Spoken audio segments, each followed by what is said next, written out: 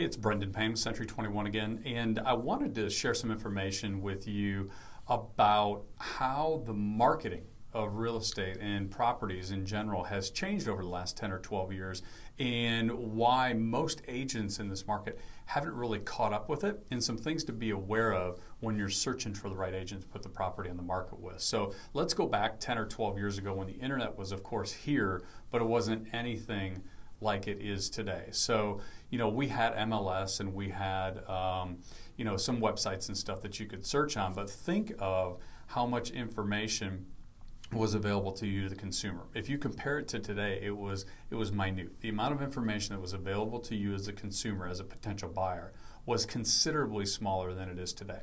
And today, it's going to be considerably smaller than it probably is in the next 24 to 36 months. So 10 years ago, as the agent, your job was essentially to get the listing, put the listing on the MLS. The MLS then, if you were with a company or you did it upon yourself or took it upon yourself to pay for the service, you could syndicate it. You literally push it out to a few hundred websites.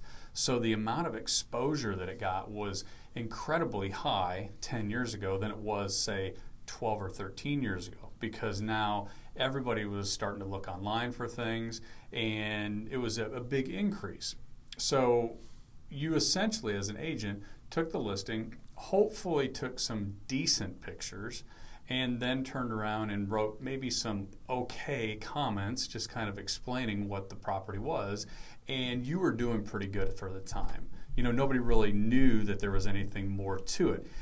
Typically, if the property was priced within the range of what the market was for that property, you would see offers, and then the buyer and seller would negotiate, and it was sold. Pretty simple stuff. Now, fast forward 10 to 12 years and look at how things have changed. Buyers have every single piece of information available to them. They can look and see what sellers paid. Is there a mortgage? Is there a mortgage balance? Square footage, how many times has it been on the market, how many days has it been on the market, who's it been listed with before, what pictures did they have when it was the foreclosure that the current owners bought. Crazy amount of information.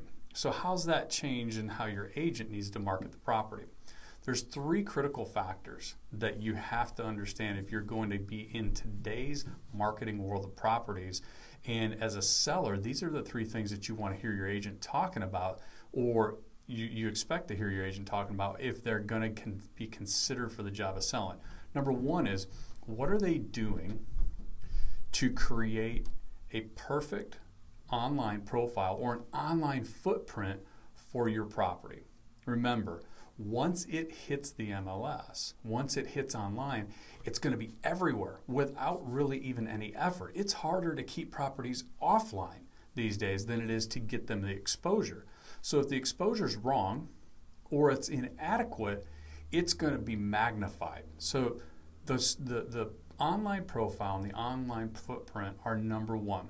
Number two is, what is the strategy that the agent has for target marketing? Meaning simply this: instead of putting the property on the MLS and just blasting it out to every potential buyer that's out there, then what is their strategy to actually identify, okay, based on what property this is, who's the perfect type of buyer? What categories of buyers are going to be attracted to this property?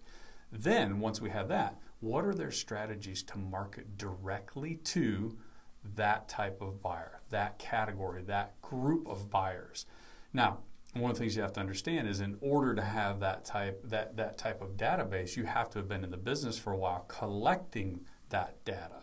So it's very important to understand, in order to micro market or to target market, you've got to have a good amount of people in your database that you have kind of identified that want that type of property. That's where experience comes in.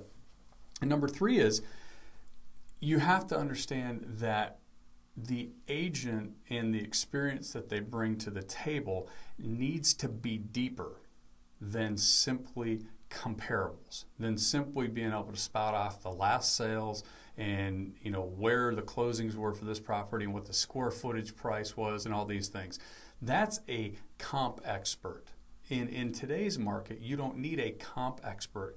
You, with a little bit of research online through Zillow, through Trulia, through Realtor.com, and through your 15 other websites that you may get market information from, a little bit of time, you can become a comp expert. There's nothing too difficult about it. You look at all the sales and you do a little bit of math.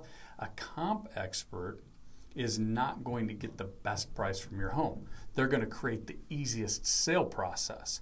What you need is a market expert. So beyond the numbers, beyond the square footage price, beyond the last closing, beyond the, in a condo complex, this sold at this price in this stack, what types of things, marketing included and pricing strategy, need to happen for your specific property in order to get it the most exposure, which is going to create the most demand, which is going to allow you to get it sold in the most reasonable time for the best price.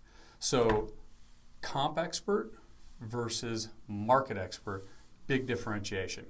We'll continue to talk more about what it's taken to sell in this market, and if I can answer any other questions, please let me know.